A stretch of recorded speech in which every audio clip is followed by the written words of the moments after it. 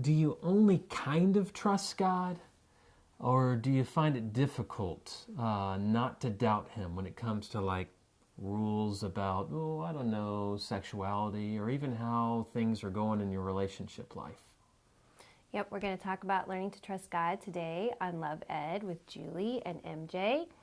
And learning to trust God is the second of the 3 critical life lessons for relational success, because if you can't trust God, then I will trust a really good-looking member of the opposite sex, and then I'll marry them, and we will be happy forever. That describes our life in a nutshell. Yes. The nut that cracked and broke into a gajillion pieces. Oh, well, too much. Nuts, as the kids say. No, you know why I have a difficult time trusting God? Well, like we just said, we've been married. I kind of know your problems. Yes, after 21 You years. don't know all the problems. Okay. Would you like to know why I have a difficult time trusting God? Because I think it might be similar to you. And that is, he's disappointed me so many times. Okay. Well, let's not say that. That's like heresy. He's disappointed you. Why do you say it's heresy? Well, like, what about I will never leave you or forsake you? Yes, the verses scripture like absolutely that. says that in Hebrews. Okay. It does not say I'll never disappoint you. Oh, okay. So we're talking about the difference of words and their meanings. And I think that's critical. Specific. Because when we just start blending those things in, never leave us nor forsake us, nor disappoint us, nor let us down, no, we're going to be disappointed when our expectations aren't met. That is the definition of disappointment. Okay. Yeah, happens every day. Exactly. You expect this and you get this, you're going to be disappointed. You expect this over here, you get this over here, you're going to be disappointed. Mm-hmm. But God doesn't promise not to ever disappoint us. Okay. He promises never to leave us. He promises to be with us in the midst of that disappointment. He promises to be with us in the midst of that struggle, in the midst of that temptation. Sometimes I just want him to make it go away, not just be with me.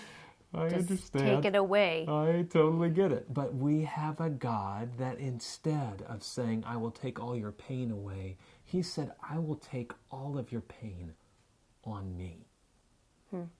Yes, we still feel it, but he feels it too. I mean, and that's not like some little cliche like Jesus is looking at you with, hey, I'm feeling you. No, like really, he does. So the curious thing, though, you quoted Hebrews 13:5. Okay. But you only quoted from the second half.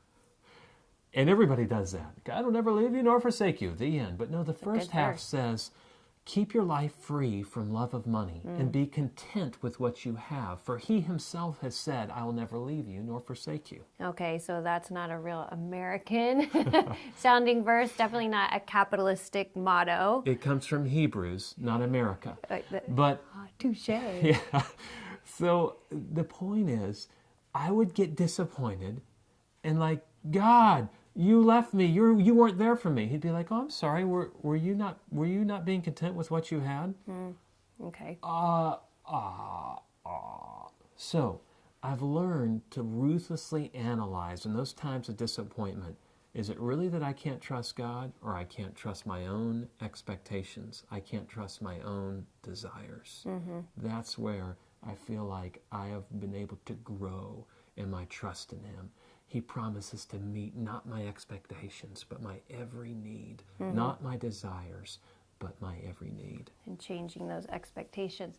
So, to dig deeper into this subject of learning to trust God, download our FMU study guide. Beyond Sex and Salvation. Gather some friends and do this as an 8-week study together in community to understand this issue better. The last few weeks we talked about growing in contentment and things that can keep us from being content and setting those aside for a month. So this would be 1 week, hopefully, that you're learning to go without those things. And we want to encourage you to continue doing that. And also we would love any comments that you have or something to tell us about how that's going. We're supposed to point down at that point. I don't. Comment section below. Okay, go ahead. Join us next week. We'll talk a little bit more about learning to trust God on Love Ed with Julie and MJ.